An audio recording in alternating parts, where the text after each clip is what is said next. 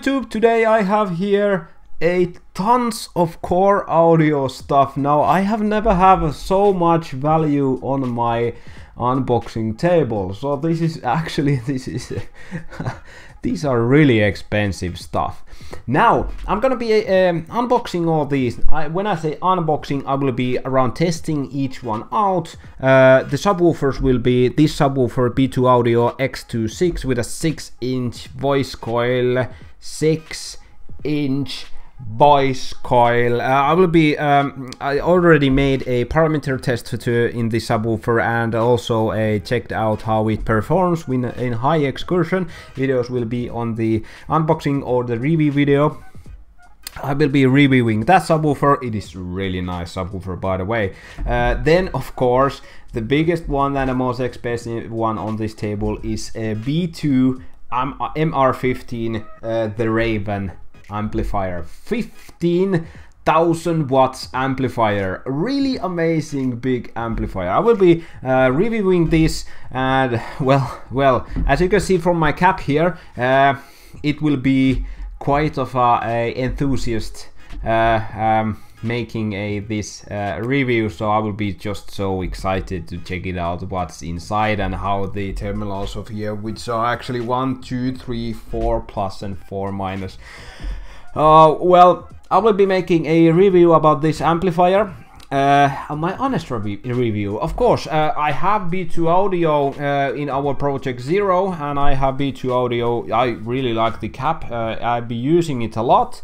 I really like it. I think it fits for me. Leave a comment if it does. If it not fits for me, so I can probably stop using it. Well, I like how it looks on my head, so I have been using it. Now it will be my honest review of all of these devices. I really like to see what kind of components are inside and what kind of ideas people have been using to make these amplifiers. And also I have here, well, this is the biggest and baddest around there. I think there is none of bigger amplifier than this. Now when I say bigger, I don't mean wattage. Now this is a musical amplifier with a 15,000 watt RMS. I think it was RMS. So the bigger ones are around 35,000 watts or so, but they are a Brazilian amplifiers, which actually are even smaller than the Digital Designs S2B that I have in here. They are this actually dwarfs any amplifier I've seen. Maybe the JBL, the big bad amplifier, can be bigger than this, bigger or heavier than this, but this is a really beast of an amplifier. Now, that's enough for that. Also, I have here a Digital Designs S2B. As I said, it is probably the biggest 2-channel amplifier there is around. Not only by the physical size, but it outputs 1,350 watts in 1 ohm per channel. So it is around 2,700 watt amplifier, AB amplifier, not a D technology. AB amplifier, we will be checking that out. This amplifier will be on my Volvo. It will be playing the front doors left and right with 1 channel each, and it will be quite fun to see what's inside. And actually it has a plexi back cover. Now this is used amplifier, and I bought it really cheap, which I'm really happy. Actually this amplifier will be on sale on HifiUutisia, where I am working at the moment, and this subwoofer also will be on sale on the HifiUutisia when the reviews and unboxings will be online. So stay tuned if you want to buy these. They will have really much cut off from the price. Well, they are actually really expensive. Then also we have here a Gladen technology, a Gladen SPL 5000 C1 LV, a low voltage model.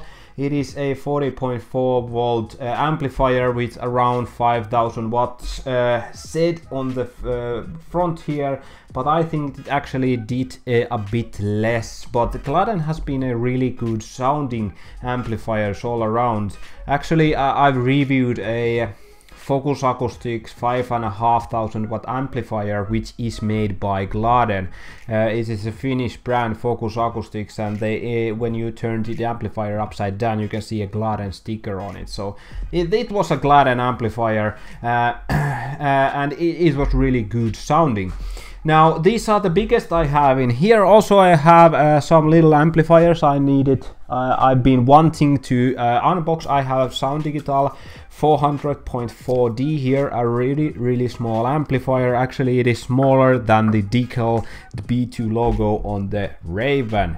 Really small 4-channel amplifier. Then I have here, if I can take it out without breaking anything, whoop, a Sound Digital 800.4. actually this is a 4 ohm version. Yes, 4 ohm version. So I've actually bought these two amplifiers just to play with them and use. Then I'll be using this 400.4 as a test amplifier.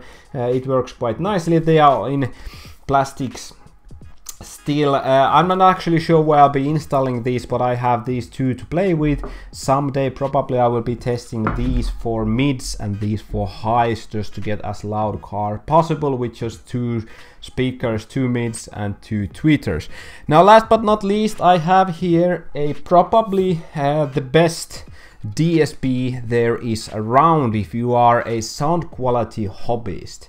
Now there are a really good DSPs all around there, but this has probably the most interfaces to use with. It has 10 channel output, so you won't be lacking any outputs, even if you want to use, let's say, 4-way active front end with subwoofer or 3-way active plus back speakers. It has 10 outputs. This will be installed in my Volvo later this year. And also you can have in this this DSP a Bluetooth adapter, Bluetooth dongle to put a Bluetooth signal inside, or use this as a sound card for your laptop or your mobile tablet, like a iPhone, not a iPhone, but a iPad. So this is a very versatile with the interface cards that you can install in here, and we will be checking out what's inside here and what kind of usages you can have with this. Really simple and easy to set up. I think I have actually a English setup also for this Helix DSP. The installation and the software you can get with it is really easy to use. It is for hobbyists, really easy to use, and it has some these tweaks that you don't have, let's say, in a Blum or Audison DSPs. They are a little bit different kind. This is more a enthusiast DSP. It is really hard to install if you are first time user, but after a while you can get used to it. Really good DSP, really good amplifiers here, really a beast of a subwoofer here. The 1400 ounces. The magnet here, 6-inch voice coil. Oh my god, I've never seen a 6-inch voice coil. And actually, when I drive it in, it sounded really nice, and it did quite a lot of excursion with such a heavy voice coil and heavy moving parts.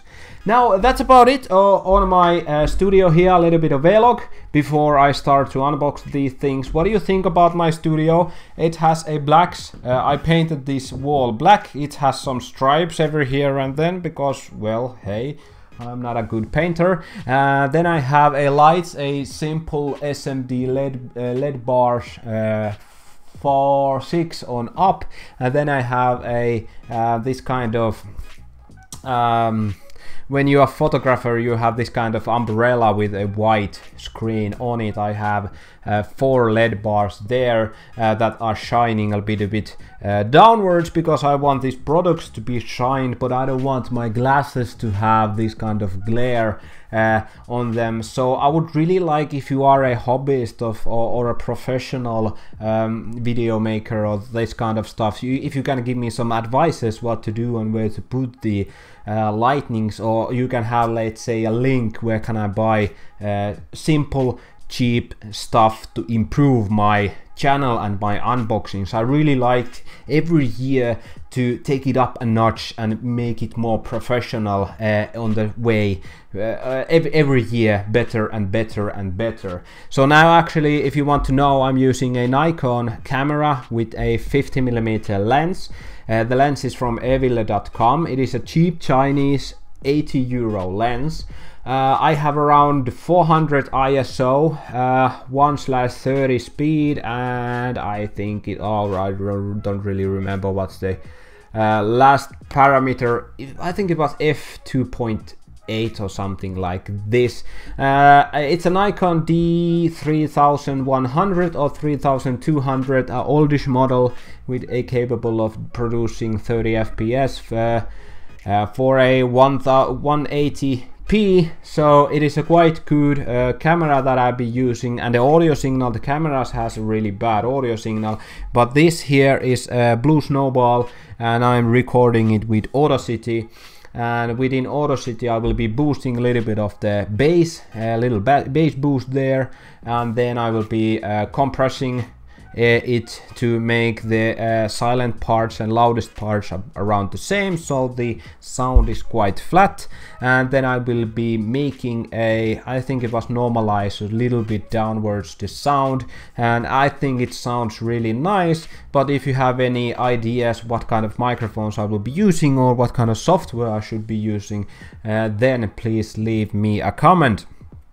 Now this setup is really cheap, and I want it to look as professional as possible. I really enjoy watching unbox therapy with a nice gray background and very good depth in the video. I'm trying to do same in here, but I'm not sure how to do it. I don't have a really big room. It is like 3.5 meters, and the camera is now on the other end of the room. It is quite same on the both ways, and with the 50mm lens, this is the widest I can go. Now I have a Nikon kit lens there. It is from 18 to 65mm, I think it was, but the quality is not that great anymore, and I really like the 50mm close-up range. So I think this is, for me, this is good, and the lightnings that I have all around here, I'm in good light, and I have a little bit of light in front of here. So, and the rest of the area here is going to be more black and black, so I don't need to use any editing or anything to have these well faded out. Only thing I'm now struggling with when I'm always looking at the camera lens, but I've noticed if I look at the camera lens, the lens glare, the light will shine from my glasses, so I need to little bit look down for you, and I think the cap is helping a little bit on this. Now I will be not using cap on every video, I just happens to have it on now. But on the videos I will be probably not using the cap, so I will be like this. I really enjoy how the light is shining on my face, and I have nice shadows down in here. Probably I need some side light to get a little bit of contrast on the other side of my head, but these are little things to do, and I'm running a really tight budget here, so if you have any tips and tricks, I will be happy to read them or discuss about them. But for now, this video has been already too long, so this is my setup. And I am using this for now. I'm really enjoying how this looks, and I will be making a unboxings. Now also one thing, I will be unboxing our Project Zero 18-inch subwoofers when they are ready. We are building them at the moment, and then I'll be unboxing a ZZ Audio. Mr. Tibor from Austria is going to send me their newest, baddest subwoofer. It's a subwoofer priced around 450-500 euros, and it will be shipped to me, and I will be checking it out. It is a 15-inch driver with a 350, 400 ounces of motor force. I think it was 3-inch voice coil. A really good normal bass bumping subwoofer. I will be testing it out thoroughly and showing it for you in Finnish and English. Hope you like, and it's a new brand new brand for me. Gladen is also a new brand for me in these videos, so I will be checking that out also. I already know about Gladen much, and I really enjoy the quality of their products, but the CJet Audio will be a new for me and new for you. Have you ever heard of CJet Audio? CZ. I don't know how to pronounce it properly, but it will be something. CZ Audio. Well, that's about it. Like if you like, dislike if you dislike, and leave a comment. What do you think about my new studio? How it looks like, how it sounds like, and what kind of improvements I should be using. Now, actually, one thing when I a little bit screamed here, so I noticed that I have some echoing coming around, so probably I need to dampen the rest of the room to get rid of the echoes. Now that's about it, and hope to see you on the next video when we'll be unboxing this beast. See you on the next video. Bye bye.